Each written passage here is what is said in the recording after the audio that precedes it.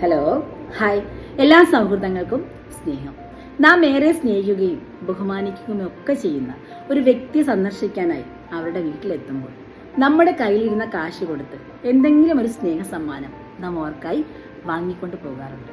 അല്ലാതെ വെറും കൈയോടെ അവരുടെ വീട്ടിൽ ചെന്നിട്ട് അവരുടെ വീട്ടിലിരിക്കുന്ന എന്തെങ്കിലും ഒരു സാധനം എടുത്ത് അവർക്ക് നൽകാറില്ല. അങ്ങനെ ആരും ചെയ്യാറില്ല. നിങ്ങളൊന്ന് ആലോചിച്ച് നോക്കുക. ഞാൻ ഒരു ഉദാഹരണം പറഞ്ഞു എന്ന് മാത്രം.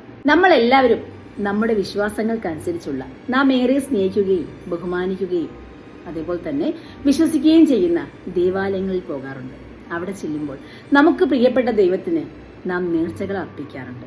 നമ്മെ കൊണ്ട് കഴിവുള്ളതുപോലെ ഭഗവാന് നെയ്യഭിഷേകം, പാലഭിഷേകം, ധാരാളം പുഷ്പങ്ങൾ, സ്വർണം, സമ്പത്ത് എന്ന് വേണ്ട നമ്മെ കൊണ്ട് കഴിവുള്ളത് എന്തും നാം അവിടെ അർപ്പിക്കാറുണ്ട്.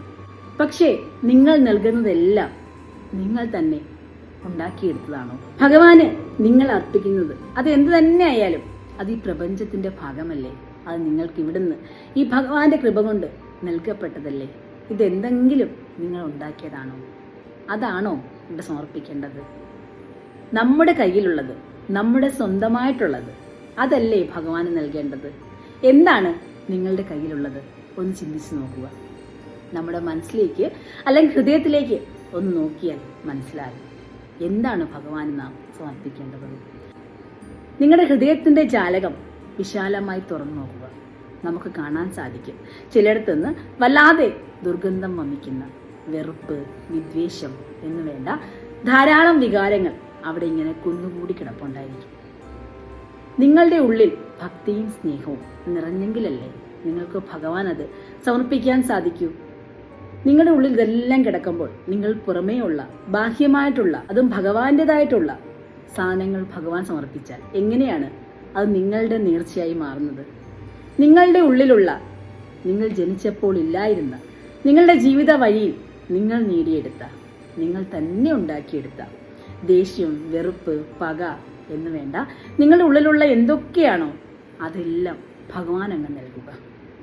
സത്യത്തിൽ അത് തന്നെയല്ലേ നിങ്ങൾ ചെയ്യേണ്ടത്? നിങ്ങൾക്ക് നൽകാനുള്ളത് ഭക്തിയാണെങ്കിൽ നിങ്ങളുടെ ഉള്ളിൽ ആ ഭക്തി ഉണ്ടായിരിക്കണം.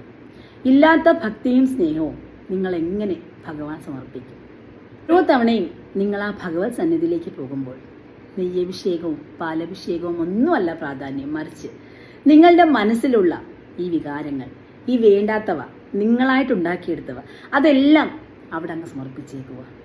നിങ്ങളുടെ നേർച്ചയായിട്ട് അവിടെ നിന്ന് മടങ്ങുമ്പോൾ നിങ്ങളുടെ മനസ്സിൽ ഇതൊന്നും കാണാൻ പാടില്ല. ഇങ്ങനെ നിങ്ങൾ ഒരുപാട് തവണ ക്ഷേത്രത്തിൽ നിന്ന് ഇറങ്ങി വരുമ്പോൾ നിങ്ങളുടെ മനസ്സിലുള്ളതെല്ലാം അവിടെ സമർപ്പിച്ച് കഴിയുമ്പോൾ നിങ്ങളുടെ മനസ്സിൽ പിന്നെ സ്നേഹവും സമാധാനവും മാത്രമേ ഉണ്ടാകൂ. അത് തന്നെയാണ് എല്ലാ മനുഷ്യനും ജീവിതത്തിൽ ആവശ്യവും.